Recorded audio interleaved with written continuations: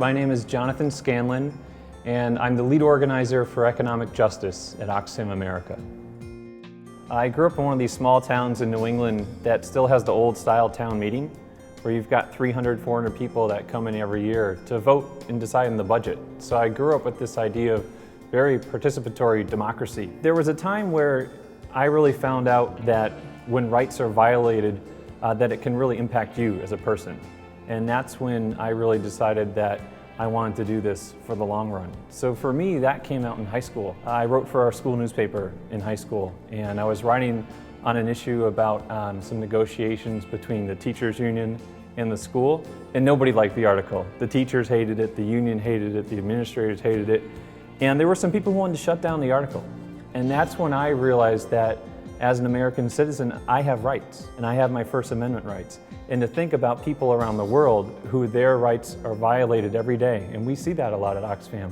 People who, they're kicked off their land, they're not able to access markets, they can't exercise their right to vote. And so for me, when that came to me personally, that's when I saw how this can impact a person. And I was very young, I was 17, 18 years old.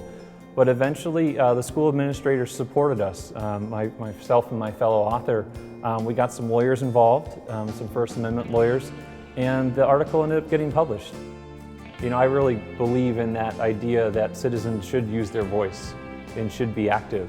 So I feel like some of my work is teaching people about their rights and how to be an active citizen, and then getting them in with the right policy. What are the issues that we're working on?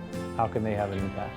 So actually just recently, last week, we launched a campaign looking at the top 10 food and beverage companies in the world. And we went out in front of Coca-Cola's headquarters. It was cold, it was rainy, we had signs talking about some things that they were doing around the world, asking them to do a better job. But the Coca-Cola representatives came out and talked with us. And they were worried. They were worried about what was going on, what the visibility looked like, what this meant for consumers and for their products. So that was a real victory for us. That's the kind of stuff that's what energizes me, really working with our supporters on the ground and getting them out there, getting them active. Now to start to think about what could that be like in a developing country, in some places where you have very few rights, very few people out there to support you. That's why I do the work that I do. We have to look at the people who have access to credit, that they have access to land. What are those things in their community that are blocking them from getting out of poverty? And we think a lot of those times that's a rights-based issue. That's Oxfam's vision, that's my vision, so the two really line up, and that's why I love Oxfam. Our work isn't easy, but it's worth it.